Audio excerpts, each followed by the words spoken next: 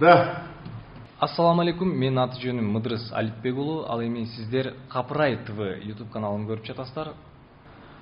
Жооптуу кызматтын кызмат өкүлү Болсун Кайдыгеровичке келип отурабыз. Сизге суроо. Биз Кыргызстан аябай малга бай өлкөбүз. Анан кийин эмне үчүн өзүбүздүн Кыргызстанда малдын эттин баасы аябай кымбаттап атат? Ушудан баштайлычы. Мал баккандардын да баага ачылсын да. Баага ачылсын. Жылда булдай баа болчу эмес. Мына соңку 30 жылда абдан малдын эти кымбаттап, мал баккандардын бир топ чөнтөктөрү кампайып калышты. Эгерде эт сырап, эт жегин келип, алганга мүмкүнчүлүк болбой аткан болсо, анда базарга түшүп эле сар жүрүм алыш керек. Арзан эле мына кеткөнү менин аялдарым барып келишти. Бир арзан болот экен. Карын алса болот экен. Сиз ошондо баягы карапайым элге ичет эле жеп жүрө деген турасызбы кандай? Ичет эми дары да бул. Ичет дары. Адамга аябай пайдалуу.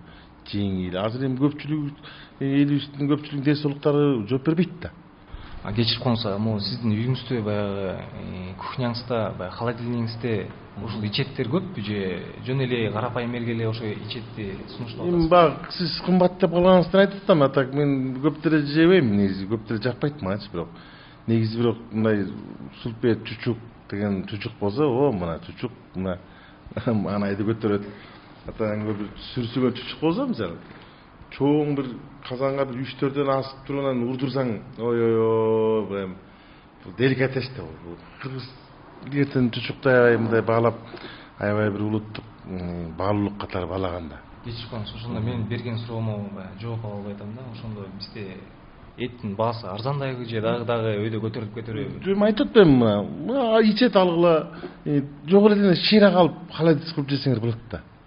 Уй деген шыйрактары мал деле кымбаттап кетпесе керек, мисалы үчүн. Холодец кылып жегиле. Холодец деген муунга жакшы болот, мисалы үчүн. Айрыкча эл алтымышта чыкканда буттары ооруп, тизелери ооруп калып атпайбы? Ай, бутум ай белим дебей, ушул холодец ошолорго жакшы болот.